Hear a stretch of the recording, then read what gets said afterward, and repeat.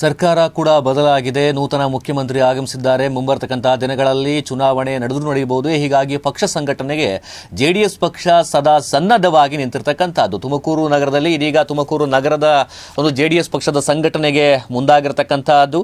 ಹೀಗಾಗಿ ತುಮಕೂರು ಜಿಲ್ಲಾ ಜೆಡಿಎಸ್ ಕಚೇರಿಯಲ್ಲಿ ನಗರ ಘಟಕದ ಅಧ್ಯಕ್ಷರಾಗಿರ್ತಕ್ಕಂಥ ಜಯರಾಮ್ ಹಾಗೇನೆ ಕಾರ್ಯದರ್ಶಿಯಾಗಿರ್ತಕ್ಕಂಥ ಮೋಹನ್ ಅವರ ನೇತೃತ್ವದಲ್ಲಿ ಒಂದು ಕಾರ್ಯಕ್ರಮವನ್ನು ಆಯೋಜನೆ ಮಾಡಲಾಗಿತ್ತು. ಜೆಡಿಎಸ್ ನಗರ ಸಮಿತಿ ರಚನೆ, ಪದಾಧಿಕಾರಿಗಳ ಪದಗ್ರಹಣವನ್ನು ಮಾಡಿರ್ತಕ್ಕಂತಹದ್ದು.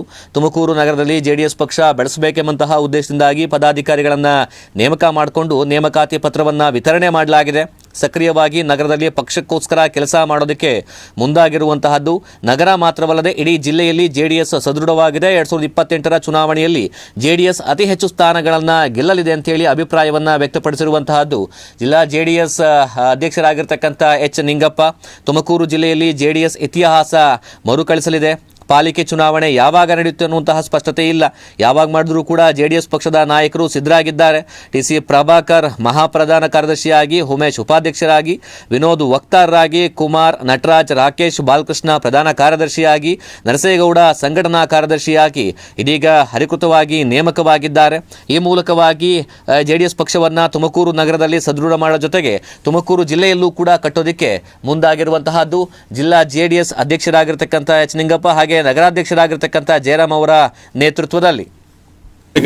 ಅಧ್ಯಕ್ಷ ಆಗಿರ್ತಕ್ಕಂಥ ಜಯರಾಮ್ರವರು ಮತ್ತು ಕಾರ್ಯಾಧ್ಯಕ್ಷರಾಗಿರ್ತಕ್ಕಂಥ ಮೋಹನ್ ಕುಮಾರ್ ಮತ್ತು ಪದಾಧಿಕಾರಿಗಳು ಎಲ್ಲರೂ ಕೂಡ ಇವತ್ತು ನಗರ ಸಮಿತಿಯನ್ನು ಭಾಳ ಸಂಕ್ಷಿಪ್ತವಾಗಿ ರಚನೆ ಮಾಡಿಕೊಂಡು ಆ ಮೂಲಕ ನಗರದಲ್ಲಿ ಜನತಾದಳವನ್ನು ಸಮೃದ್ಧವಾಗಿ ಬೆಳೆಸಬೇಕು ಅಂತಕ್ಕಂಥ ಒಂದು ಉದ್ದೇಶದಿಂದ ಇನ್ನು ಕೆಲವರನ್ನು ಹೊಸದಾಗಿ ಸೇರ್ಪಡೆ ಮಾಡಿಕೊಂಡು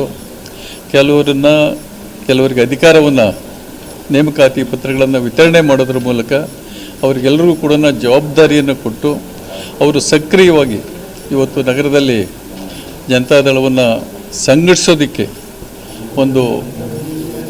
ಏನೊಂದು ಪ್ರಯತ್ನವನ್ನು ಮಾಡಿದ್ದಾರೆ.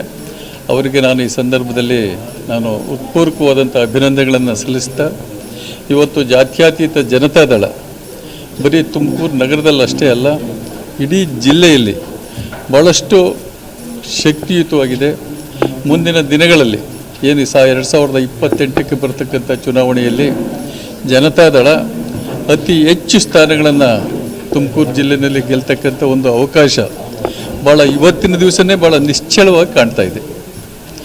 ಆದ್ದರಿಂದ ಕಳೆದ ಹಿಂದೆ ಒಂದು ಸಾರಿ ಅಂದರೆ 2004ರಲ್ಲಿ 13ಕ್ಕೆ 9 ಸ್ಥಾನಗಳನ್ನು ನಾವೇನು ಗೆದ್ದಿದ್ವಿ, ಅದೇ ಒಂದು ನಿಟ್ಟಿನಲ್ಲಿ ಇವತ್ತೂ ಕೂಡ 11ಕ್ಕೆ ಅತಿ ಹೆಚ್ಚು ಸಂಖ್ಯೆ ಇವತ್ತು ಜನತಾದಳವೇ ಪ್ರಥಮ ಸ್ಥಾನದಲ್ಲಿ ಇದೆ ಅಂತಕ್ಕಂಥದ್ದನ್ನು ಸಾಬೀತು ಮಾಡ್ತಕ್ಕಂಥ ಒಂದು ಕೆಲಸವನ್ನು ನಮ್ಮ ಈ ಜಿಲ್ಲೆಯ ಜನ 2028ಕ್ಕೆ ಸಾಬೀತು ಮಾಡಿ ತೋರಿಸ್ತಾರೆ ಅಂತಕ್ಕಂಥ ಒಂದು ಭರವಸೆ ಇವತ್ತು ನನಗಿದೆ.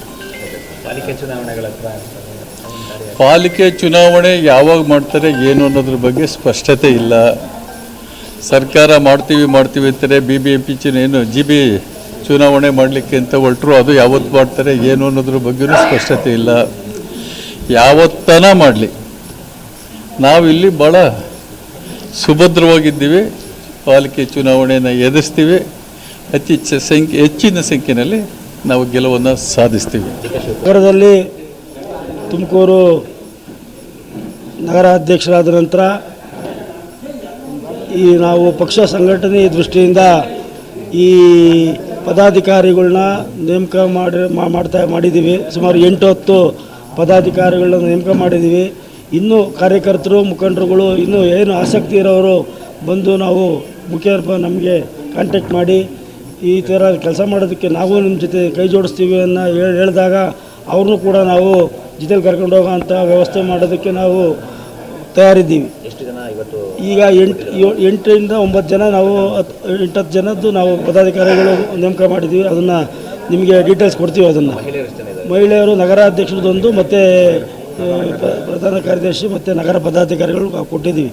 ಮುಂದೆ ನಾವು ಎಲ್ಲ ವಾರ್ಡ್ಗಳಿಗೂ ಹೋಗಿ ಸಂಘಟನೆ ಮಾಡೋ ದೃಷ್ಟಿಯಿಂದ ಆ 35 ವಾರ್ಡಲ್ಲೂ ನಾವು ಕಾರ್ಯಕರ್ತರ ಸಭೆ ಕರೆದು ಅಲ್ಲೇ ಅಧ್ಯಕ್ಷರನ್ನ ಉಪಾಧ್ಯಕ್ಷರನ್ನ ನೇಮಕ ಮಾಡಿ ಮುಂಬರ್ತಕ್ಕಂಥ ಸ್ಥಳೀಯ ಸಂಸ್ಥೆಗಳ ಚುನಾವಣೆಗಳು ಮತ್ತು ಮಹಾನಗರ ಪಾಲಿಕೆ ಚುನಾವಣೆಗೆ ನಾವು ಕಾರ್ಯಕರ್ತರು ಸಜ್ಜಾಗಕ್ಕೆ ಎಲ್ಲ ಕೂಡ ನಾವು ತಯಾರಿರ್ತೀವಿ. ಮುಂದಿನ ನಗರಸಭೆ ಚುಕ್ಕಾಣಿನ ಮಹಾನಗರ ಪಾಲಿಕೆ ಚುಕ್ಕಾಣಿನ ಹಿಡಿಯೋದಕ್ಕೆ ಸಕಲ ಪ್ರಯತ್ನ ಮಾಡ್ತೀವಿ.